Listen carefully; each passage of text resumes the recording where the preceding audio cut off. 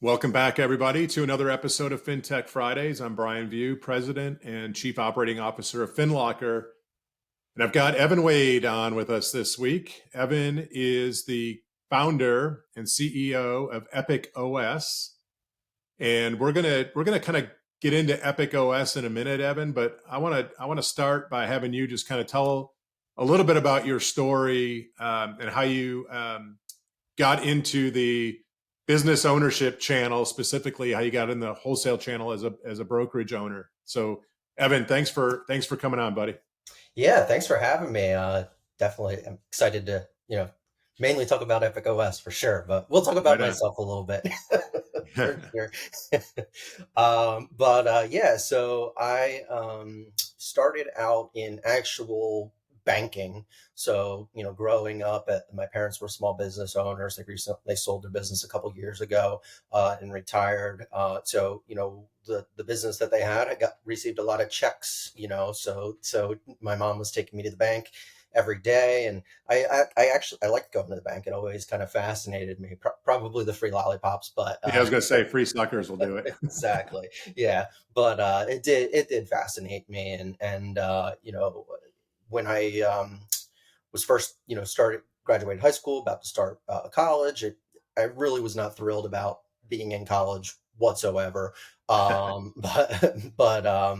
so I knew that I couldn't, having like a restaurant job on my on my resume probably wasn't the best way, to have a launch pad for my career once I did graduate from college. So I thought about what I could do, through my college years, and I got hired as a part-time seasonal teller at a branch of what is now TD Bank. It was Commerce Bank at the time, in at the Jersey Shore. So it was a sort of a seasonal location because we're very close to, like, for those of you that are familiar with the Jersey Shore, near like Avalon Stone Harbor area. So we got really busy in the summertime. So they just hired tellers to kind of help out during those summer rushes of Yeah. their clients in the Philly area that are coming down here. So very quickly, I had a manager who kind of saw something in me, and he very quickly promoted me to customer service rep. And it was there where I first got introduced to mortgages in 2009, because the bank had the genius idea. They wanted to get into the first refi boom after the financial crisis, 2008. But they didn't have the MLO sales force to do that. So they were like, all right, we'll just throw our customer service reps Yeah. out onto the floor and try to sell, all these refis, which, anybody that knows anything about the mortgage industry knows that's a recipe for disaster. Yeah. They gave us a 1-day training class. It was called Mortgage Pro 101, I think it was, or something like that. And there was nothing beyond the 101. That was the only class you got. It was the only training resources they had. And I'm an introvert. I'm not a good salesperson. At least that's the way I kind of look at myself. But I compensate for that by knowing more about the product than anybody else. So I knew that that training wouldn't be sufficient. So I found all of the mortgage guidelines for the bank on the company intranet. They didn't even tell us where to go to find that. We didn't have an LOS. So I learned how to, like, I was calculating DTIs and LTVs and stuff just on my calculator and a piece of paper, essentially. So that was how I first got introduced to mortgages. And I, believe it or not, I fell in love with them, Yeah. even without having any training. And our regional consumer lender, like the person that we reached out to for help with lending products, she didn't know much about mortgages. So like she was just like, when people went to her, they were like, call Evan. So like I was helping, people all throughout the region and all that with mortgages. And after about 5 years, I worked my way up to an assistant manager at TD Bank and just started getting burnt out. I was trying to get out of the branch. I even interviewed for a mortgage loan officer position at the bank, and the sales manager basically talked me out of it. He was like, you'll get paid, the commission's about 60 bips or something like that. And, you'll uh, and now that the, um, the people in the branches are doing mortgages, they're not going to refer you any business. So you're Right. basically out on an island self-sourcing your own business, just like you would in the non-bank world. So I just kind of left it at that. And end of 2014, I didn't even have a job lined up. I just knew that I was done with, working in the bank. So I just quit. Like I said, nothing lined up. So I was driving Uber that winter, just to pay the bills, make Yeah. my mortgage payment, all of that. And I went on Facebook, and I had actually, sorry, back step a little bit. I got a job in February of 2015 at a company called Corporation Service Company, and they are, I think, the number 2 provider of registered agent services. So for anybody who has started a mortgage broker shop or any kind of business knows Yeah. that you need a registered agent to, when you're getting registered in other states. So I basically worked as an account manager for them, cross-selling other products like annual report filings and a bunch of other things like that, and was really good at that job too, because it's kind of a work smarter, not harder Yeah. kind of thing. Yeah. So like, I was searching all the databases, trying to find people who are delinquent on annual reports before calling them, instead of just calling them blind and trying to sell them stuff. So I was crushing the sales goals. And then like my managers even pulled me into the office and was like, can you at least like try to make as many phone calls as everybody else does? Yeah. We need you to work harder, not smarter, Yeah, Evan. exactly. Yeah, they were like, "We appreciate your methods, but like, can you at least show everybody else that you're putting forth, as much effort as they are?" Right. It's like, oh, all right, fine. But it was a very boring job. I didn't have any kind of passion for it whatsoever, like I did in banking and learning mortgages. So I was on Facebook, and back then it was called your other folder of your messages.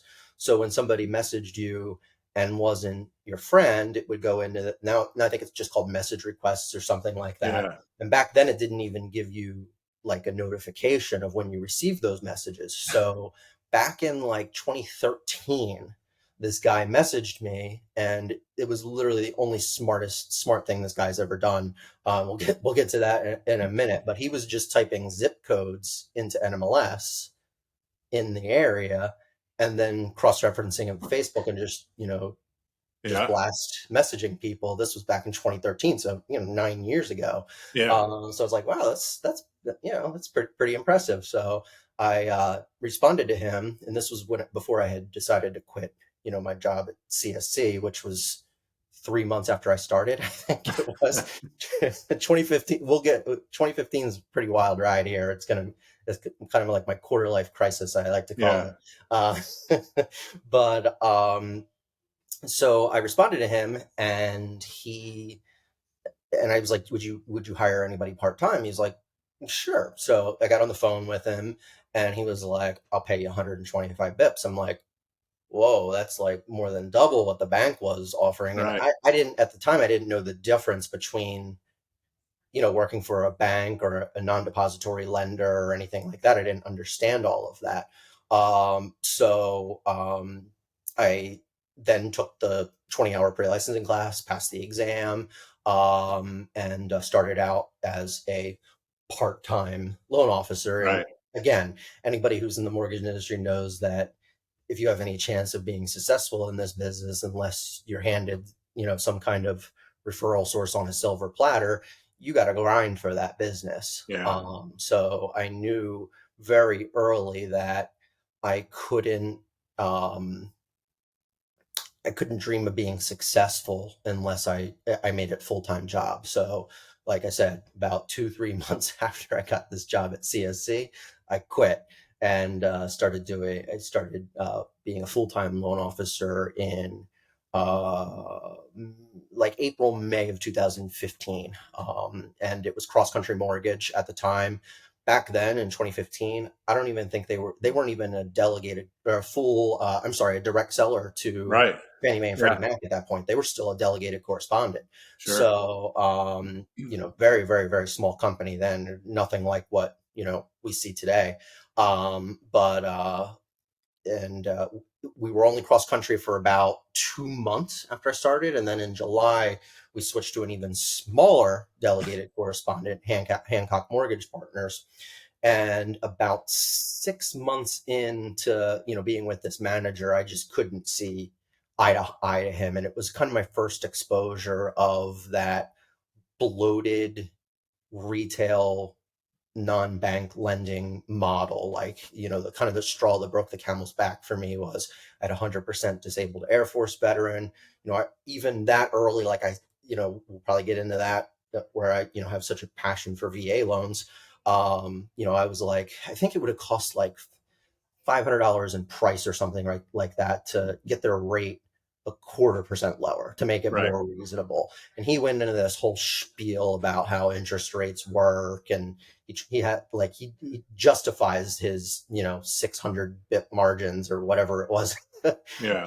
he was running. And I was like, what, this isn't, I don't really have a value proposition here. I can't grow my business in this kind of environment. So throughout all of that, I got connected, when I was at Hancock Mortgage Partners, a guy by the name of Chad Pryor, he was in a similar situation as me, just about 2 years ahead of me. He worked in building and all that, and really quickly got himself up to be $25-30 million producer. And Yeah. me, I'm always looking for people who have kind of had that similar path as me, or just somebody I can look up to, like a mentor, that kind of thing. So I reached out to him and asked him, just picked his brain essentially. And he told me about this Facebook group called Sales Talk with Sales Pros, which is run by a guy by the name of Ryan Stewman. I have since left that group and do not like that, that whole environment. But it allowed me to, first get introduced to a lot of the people who are now pretty prominent names in the broker community, like, Michelle Dugan, Chastity Graff, Yeah. Andre Munar, like a lot of those people are now, pretty big voices for the broker community, but none of us were brokers at that time. It was pretty much just Chastity, Steve Fingerman, Griffin Hawk, and there's a group of us, and Pretty they wild, man. were brokers. The rest of us were all in retail. And then slowly over the last 7 years, we've been kind of shifting over to the broker channel. So end of 2015, backtrack a little bit. I met a guy by the name of Spiro in these groups, who was the market leader of a brand new market created for Movement Mortgage.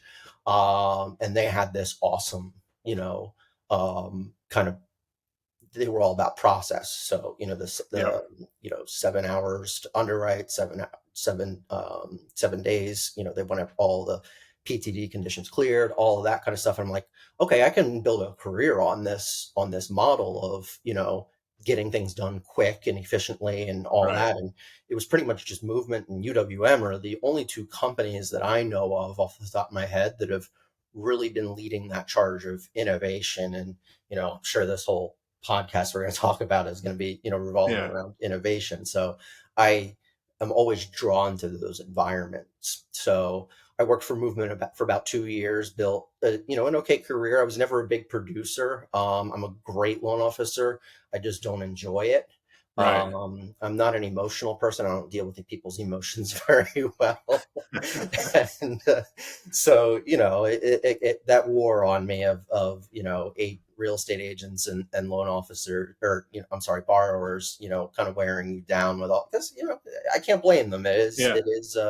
It's a very, very emotional transaction. It just wasn't the best use of my talents. And, during those 2 years at Movement, I learned that the broker channel was really starting to break out. And for me, it was always that I sold that, fear, uncertainty, and doubt FUD of with Movement, you can get those loans. You got that certainty that those loans are getting done. And then I learned that you could do the same thing in the broker channel at a significantly better price. Plus you had all that optionality. It's not just the price, it's really the optionality in the products, underwriting philosophy, really anything you can think of the broker channel had for a loan officer for me. So I was like, this doesn't make sense. So, end of 2017, I approached Paul Carson, who's a good friend of mine, and who I also met on Facebook. He's in my market, but I never met him Yeah. in the through the business. I met him on Facebook, and I was like, thinking about starting a broker shop.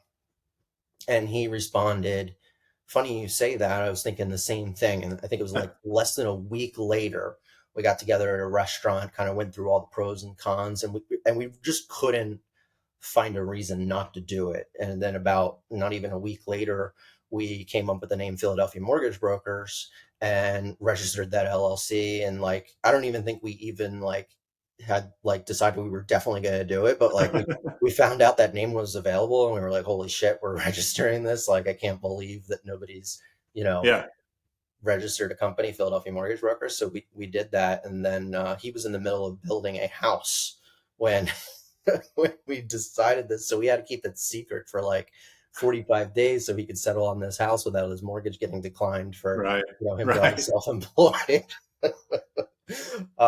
So he finished the house, and then we, submitted our license, and Philadelphia Mortgage Brokers was started almost 5 years to the day, about 9-10 days or so. I'll have been a broker for 5 years now. February of 2018, I became a broker.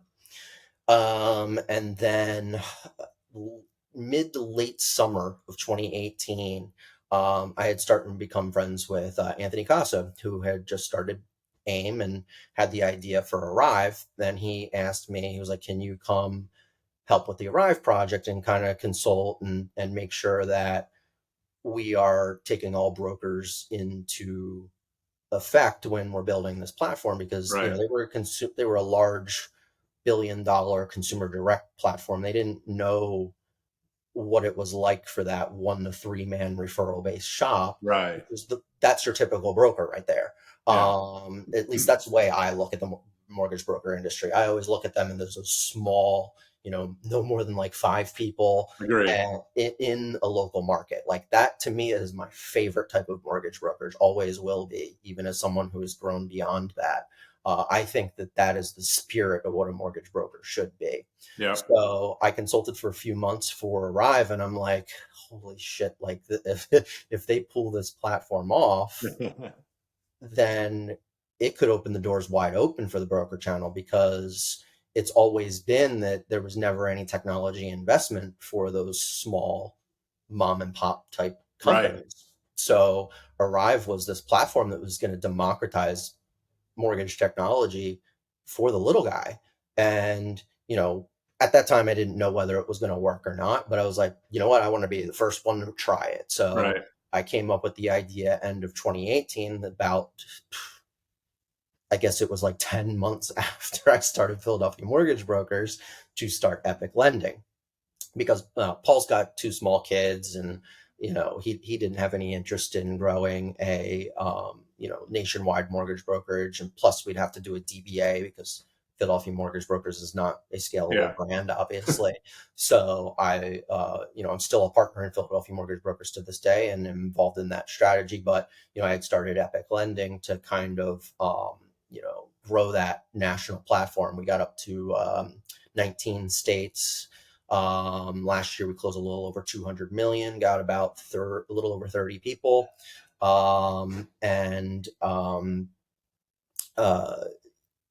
Over the last few years, Arrive did wind up being exactly what we thought it could be. It's literally the best LOS from an originator standpoint that's ever been built, in my opinion. There's a few other good, competing options out there, but just the ease of being able to take an application and what we do. We take an application, we collect documents, and we run AUS and an LOS, and Arrive does that.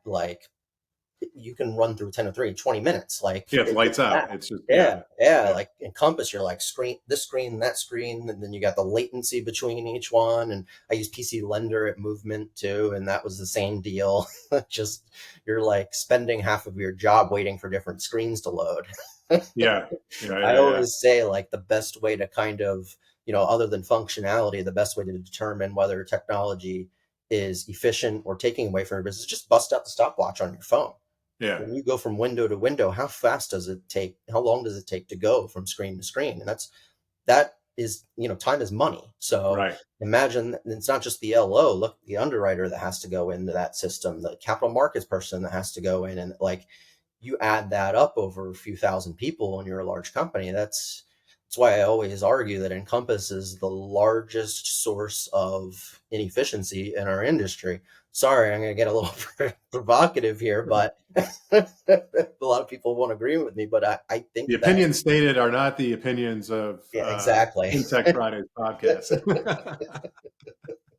You got it. But anyhow, so and so we got up to, at our peak in 2021, we closed $275 million in volume, and I quickly got to about 30 loan officers. And with anybody who has started a mortgage brokerage and gone to that point knows how it gets harder and harder to scale, because Right. you don't on the business side, we had arrived, but on the business side, we didn't have any resources for accounting, calculating commissions really easily. And it sounds simple at the outset, but like when you start getting into LOA and processor pay, overrides for people recruiting each other, if you're uber compliant like I am and pay a draw, all of that is a lot to Yeah. manage, and there's no automation. Like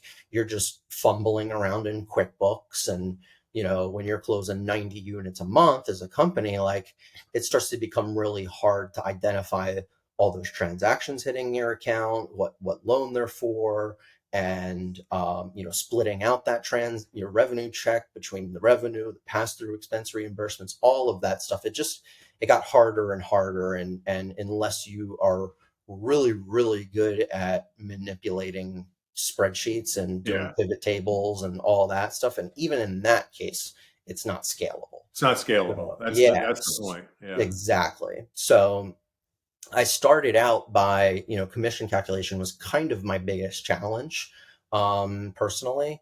So I had this idea just to kind of start developing technology in-house to make things more efficient. And as I was doing that, I was like, you know what, like growing a mortgage company just really isn't my passion at the end of the day. I kind of Yeah. had like, I guess come to Jesus kind of moment with myself, or something like that. Yeah. And I was like, you know what, I don't really have an interest in being like, because at the end of the day, mortgages, we all sell commodity. We sell something that all has pretty much the same price for the most part, Yep. same products. We all follow the same guidelines, as just how you execute on it. And some do that better than others, obviously. So I wanted to be, I really always, I value being unique. I'm different. I'm kind of the, um, walk to be in my own drum kind of person. Yeah. So I said, I was like, wait a second, like I can build this technology not only for myself, but the entire broker community. Because, it's always been, to me, the most rewarding aspect of becoming a broker is just the community that we've built, and theoretic, technically competitors Yeah. helping lift each other up and all of that. And that was kind of where my passion for EpochOS, which I'll get into all of the features and the idea behind that, but just helping those small people, small businesses grow and scale, or even if they want to stay where Yeah. they are and be, like I said, that perfect mortgage broker of that 3-person shop or whatever. Like I want to make sure that they don't feel like they're out on an island, like kind of like what I was. Right. And they have all of those resources to be able to either stay the same size as they are and just have their job be easier, or have a technology platform that will help them get to 1,000-person brokerage Right. shop. So Yeah, I think you and I talked a little bit about this when you were kind of starting the process of kind of creating EpochOS and market it to the rest of the broker community. And I think what we talked about was, yes, there's platforms similar to this, but they're really built for large enterprise, IMBs and even financial institutions to some degree. And there was a huge gap for, like you said, that small, sweet spot mortgage brokerage. So maybe let's get into kind of the what EpochO is, like OS is. What did you build? How is it benefiting these small shops, and how are things going for you? yeah, so the best way to describe what EpochOS is an ERP for mortgage brokers. So ERP, Enterprise Resource Planning or something. I forget exactly what the acronym. There's so many acronyms we have to remember. Oh Even yeah, like I think even you as being a mortgage OG, you probably come across like, what the hell does that mean? oh Uh, yeah. I just make stuff up, so that's all good. yeah, exactly. So essentially what it does is it does accounting, finance, commission calculation. It's going to have business intelligence tools built into it. It's essentially the first system ever built for the mortgage broker channel specifically, that is going to be a place where your loan data and your financial data live in one system. And anybody who understands businesses and how they work and how important data is, it's literal, it's groundbreaking. I can't even like, there's no other way to kind of describe it. The way I look at it is every single mortgage broker will need to be on this platform once Right. it's fully developed, and there's it's never been built before. I don't have, my only competitor really is QuickBooks.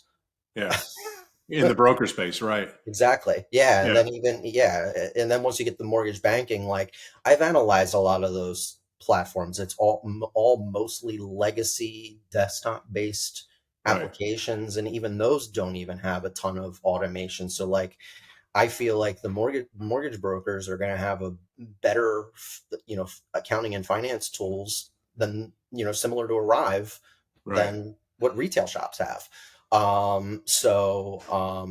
Just think of things like, for my shop, for instance, when we were closing 90 units a month, almost all those transactions, when they hit my bank account, EpochOS is already going to know what they're for, what Right. transaction they're for. It's already going to have the revenue and the pass-through expenses split out for you. It's already going to have the commission projected for the loan officers. You'll be able to have forecasts of what loans you're going to close 30, 60, 90 days out. It's going to have your performance based on your speed and every single data point you can think of that can be taken from your loan data and your financial data to break it down to your loan officer. If you bring on a net branch, it'll handle that. If you are, you're heavy on recruiting, it'll have pro formas that you can, send a little secure link to a recruit, and it's going to have a really pretty presentation of like, this is your breakdown and what you're getting paid and what goes into it, all of that kind of stuff. Your speed, lender by lender, so you can kind of hold each of your lender partners accountable of what those real numbers are, and how you can improve. I even look at, like, benchmarking versus other brokers, so where you stand in your market or Yeah. nationwide, or things like that. It's really unlimited in what we can do to really, what I like to call, closing that technology loop for Yeah. brokers, of that business side of things. So So you're getting your platform is directly integrated with the LOS, right? So Arrive in this case. So in real time, to your point, you have all the visibility on that loan, and then you're able to see the financial ramifications. There's the first sneeze in podcast history. bless you. Thank you. You're able to take the real time kind of loan status, loan data, and then project the finance aspect of it. What about on the compliance side? Like, specifically, I know a big pain point for broker owners is kind of managing the audit side with the state regulators. How is your platform helping there? Yeah, so I think where my platform will help is really it kind of forces brokers to stay on top of things a little bit more with their, I always tell people when I'm doing demos and onboarding them and all that, like your LOS is still your center of truth. Yeah. Everything needs to be accurate in there for everything else to work. So like I've helped broker shops kind of reframe how they keep their LOS updated. So like your statuses are always up to date within 24 hours. All of the numbers you have accurate. Like it's just kind of making sure that you're more efficient in making sure everything's accurate, essentially. I don't want to say that I'm going to dive too much into the compliance waters Right. because I feel like it's a little, outside the spirit of the system. Yeah. However, we'll do things like, anybody who has filed that MCRFC, the financial condition report every year, by March 15th or April 15th, whatever it is, knows that it's a huge pain in the ass. So Yeah. Yeah. I kind of look at it kind of like how Arrive did with an XML export of the regular call reports. We'll do the same thing for that financial condition report. So that'll save, them a good amount of time. And I guess that's the closest thing to compliance that Yeah, I was we'll thinking. dive That's what I was into. kind of thinking about is that financial reporting aspect with the regulators, the state regulators in particular. Exactly. And from a compliance standpoint on what I do think that we would do is I want to build kind of like a wiki or knowledge base into the platform too, that will give brokers all of those resources in terms of like, you want to get licensed in this state. What does it Yeah. look like? Whatever that is. I do kind of look at it as being a resource guide kind of thing. But in terms of being audit ready and like your policies and procedures and LO comp documents and all that, there's a lot of risk there. There's a lot of, legal ramifications. So I would likely partner with, strategic compliance partners or something Yeah. like that to, make sure brokers are truly audit ready. Right. But, a more efficient business is always going to, as someone who's been through 6 state examinations over the last couple of years, having real-time data is critical to making sure that you're compliant and you're passing those state examinations. Yeah, and I think to me, I've always thought of the various regulatory exams. I've always had to have those at a higher level, whether it was the OCC or FDIC. But they always went better when you started with a place where you're well organized. To your point, the data is near real time or very real time, and you're not scrambling when there's a million questions. So I think what you've got is the framework for the financial side of the business. That when you kind of put it together with the other aspects of an audit, whether it's at the loan level and that's going to come out of LOS, or to your point, with with the firms like strategic compliance, you kind of bring the best of the best together to make that process as efficient and reduce as much risk and friction for the broker owner as possible. Exactly. And yeah, we're looking to integrate with every LOS too, not just Arrive. Like we're Yeah, in early discussions with Lending Pad as well. It's a great LOS. And then, we'll see about those legacy systems like Point and yeah, and Byte and all of those, how that works. I do know that Byte, I'm sorry, is usually really friendly with integrations and all yeah, that.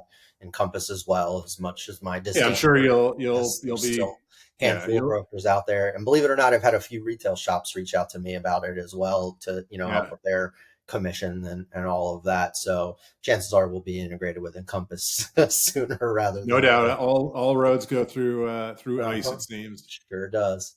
Well, Evan, man, this has been super interesting for me. It's great to get caught up. It's great to learn your background and really dig into what you've built with EpochOS. I'm excited for kind of the future of the platform and the true value you're bringing to the broker channel. Kudos to you and the team. Thank you. I appreciate that. Well, we'll have you back on maybe towards the end of the year to kind of get an update and a status on what you're up to, kind of like a Shark Tank episode when they bring back the early success story. So I like it. until then, I'll be cheering for you. And again, I appreciate you coming on. And everybody, thanks for tuning in, and come back next week for FinTech Fridays. Thanks, Brian.